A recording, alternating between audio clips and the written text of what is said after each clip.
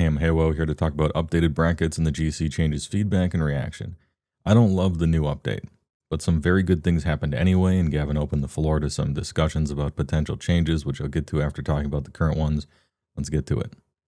I appreciate decoupling Bracket 2 from precons, as how bad they were for years and how different so many are did muddy the waters. Calling it core is certainly misleading, as Bracket 3 is the one everyone plays, not 2. And 3 being called upgraded is also a bit misleading because it's kind of still referring to upgrading the now removed precons lingo from 2. Might I suggest calling Bracket 3 core because that's what it is in reality, and calling Bracket 2 relaxed, as a non-offensive way to imply the lack of game changers and more casual nature of it. It's not a timeline, you're not walking from 1 to 2 to 3, you're finding the place you fit the best. The name for Bracket 4 should also be changed. I'm not sure to what, maybe high power like it used to be called, but certainly not optimized. It's literally not optimal. If it were optimized, it would be a CDH deck, that's the whole point. In brackets 1 through 4, you are asked to build your deck with restraint, and a consideration for others and what you ought to subject them to. Bracket 5 has no such concerns, and is the only bracket that is in any way competitive. The other 4 brackets are not competitive, hence the C of CDH. It stands alone here, and so the red gradient on Rachel's infographic should not creep down the 4, but instead be a solid color that starts only at 5. I don't know why that's been bugging me since the last update, but implying implications. I think listing the expected turns is also a mistake, and I swear I'll get positive here eventually, but I feel that this is an important feedback. There's always a danger in listing a specific turn like this. It will absolutely be taken by a meaningful percentage of players as, so this is the turn I need to aim for. And that's probably unintentional on your end, but that's what they'll do. And there's a second larger order of players who wouldn't normally do that, but will feel pressured into needing to do that because the first order of players will do that. And then there's the largest third order of players who will look at how things are working in reality and say, well, that's the reality how things are working, and then they too will do that.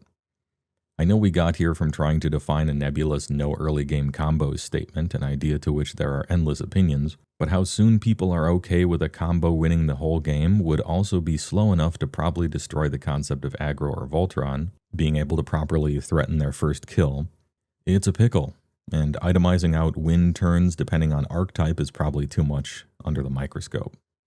I think we're focused too much on winning and ending here. Maybe separate out the phases of commander play into the typical setup, playing magic, endgame triad, and focus more on how long setup is expected to last per bracket while leaving how long spent playing magic and what turn endgame starts on as more ephemeral. Something like, in bracket 2, setup lasts the first few or even several turns by ramping or fixing, getting a synergy piece down early dudes, and untapping with your 5 or 6 mana commander. In bracket 3, players are often casting a commander on or around turn 4, and sometimes even need to protect it or fight over someone else's. Then there's the whole playing magic phase, which can itself last upwards of an hour depending on how low in the brackets you go, that kind of thing. For the speech and copywriters out there, we need language that sets the stage, rather than draws a finish line. On bracket 4, I am once again asking you to put social rules back into high-powered commander and slow it down, because I don't think bracket 4 should be, as it says here, decks designed to take people down as fast as possible. To me, that's CEDH. Currently, bracket 4 reads like, just do whatever you want, and I wish it wasn't so.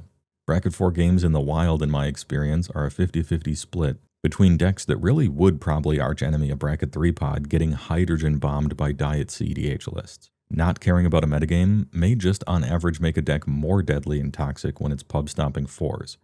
I hope it's not too late to save this bracket. Even though I don't like the turn to win numbers and turn 4 is too fast, I at least appreciate a single meaningful difference between the bullet points of bracket 4 and 5, of which before this there were none. The metagame comments are not meaningful for the most part, as they are implicit by 5 being called competitive and 4 not being called competitive. I'm talking about restrictions and nods to social stuff and gentlemen's agreements, as any casual bracket of a casual format would need and used to have when it was called 8 out of 10. You put all the brackets on a number line and included CEDH at the end instead of giving it its own format, so the place for no rules at all is bracket 5, not 4 and 5. Being the Wild West, but still not technically CEDH, is probably for your own personal friend group and not for public tables in a public bracket.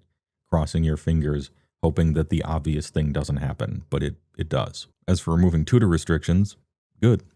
It was doubling up on limitations. Moving on. On game changers, the high mana value removals I'm probably in agreement with. Too many 9 mana cards like Expropriate win the game already, and you can't put every single Crater Hoof ever printed and also that will ever be printed onto the list. so I guess why fight it? Plus, Vorinclex is still hampered by the mana denial guidelines, and Jin-Gitaxias is hampered by shame, hopefully. Hey, alright. No one will ever play Sway of the Stars, so really that one's just a clerical cleanup. Speaking of Sway of the Stars, except for green, surely next update we'll see a Biorhythm unban so that it can continue to never be played as a GC, then get kicked off the list the update after that. Shorter list, no downsides. Food chain going off because it's already policed by the bracket limitations makes sense to me, but the best change is removing Deflecting Swat. People see a free quasi-counterspell and they lose their damn minds. I'm glad cooler heads are prevailing. I guess this is a hot take, but next time do Fierce Enforce. I just don't think 1-for-1 removal is that game-breaking, even if it does sometimes cost 0. Although if I'm honest, I think the real reason casuals don't like them isn't really the mana cost, it's the dollar cost. The legends that are strongest in the command zone section I'm more concerned about. I don't think I agree with the idea of, as it says here, if someone says, I want to play Yuriko, you know exactly what that means. Well, I know exactly what that means. I've played Commander since 2009. Gavin knows what that means. People listening to this probably know what that means, but these lists are supposed to be as much for new players as established ones. If some bracket 2 or 3 civilian pod has just never heard of Winona, well, they're going to learn today. And not necessarily in a good way. That being said, we get 300 new commanders a year, and probably 5 or 6 of them will always deserve to be on the list or even banned as commander if we were still doing that. And such a list might even be 50 commanders long, particularly for bracket 2, someday 100. It would be a tireless list, just to continuously add to forever, so it's probably not feasible to do so. But having the experts just give up and leave an assembly line of unassuming Billies and Jennies with surprise bad games forever is a rough thought. Sort of like outsourcing master-level knowledge of every commander from a group of people who do it for a living onto just random people and hoping for the best. Part 2, Commander Summit discussion topics.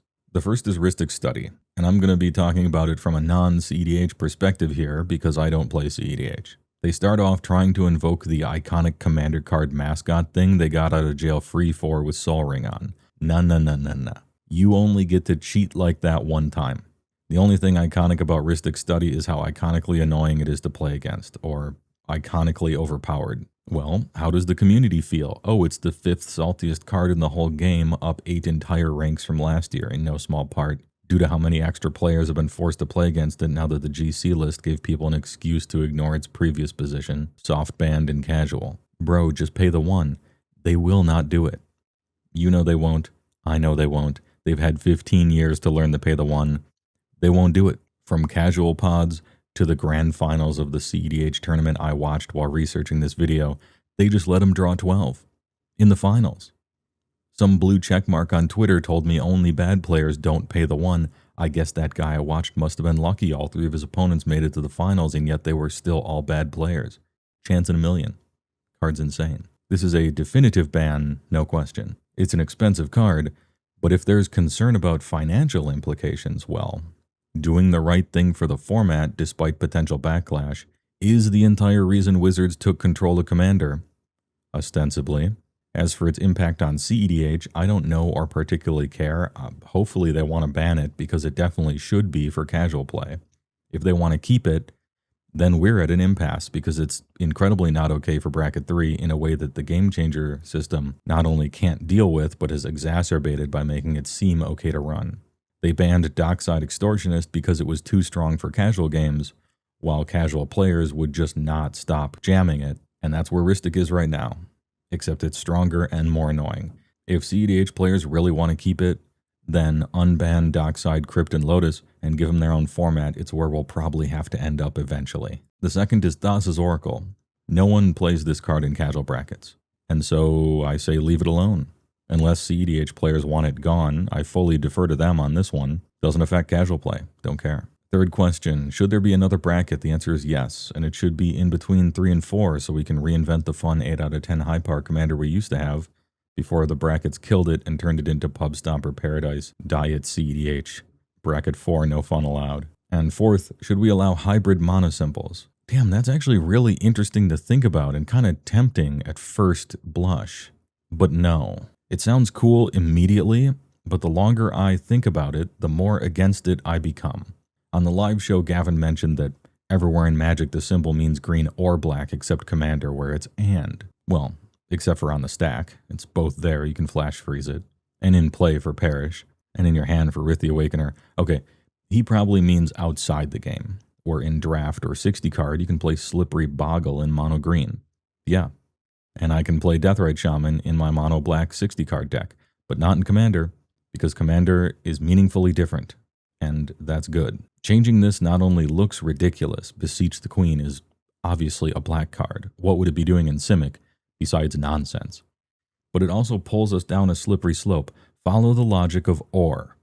There is no reason not to allow split cards if Hybrid gets in. The reminder text of Phyrexian mana, pay blue or 2 life. Hey, it says Or, my hands are tied, Tezzeret's Gambit, and Mental Misstep in every deck. The next version of Keurig they print might just accidentally go in every single deck. They have been trying and sometimes failing to take this into account with artifacts. I'd rather not give them another avenue. I think allowing hybrids unnecessarily waters down Commander restrictions as a whole for the sake of, 7 playable cards maybe. Commander restrictions are already pretty generous, as it is. We let Extort slide because of a reminder text loophole. Let's not muddy the waters with a series of bad decisions just because of that. As I said, there aren't a terribly large amount of playable hybrid cards right now. But with 2,000 new cards a year, someday there will be. And 2 of the best things Sheldon did when making decisions for Commander was not to make a change if it wasn't really necessary, and thinking about the long-term effects of potential changes. As time goes on, they'll keep printing more and more broken lands, so Prime Time stays banned. As time goes on, they'll print more and more color pie shattering universal auto-include hybrid cards that can go in 5 more categories of color combos than they should. Let's just steer clear. We dodged a bullet with the totally unnecessary vehicle commander change that didn't amount to much. Let's quit while we're ahead. Hey, wait a minute.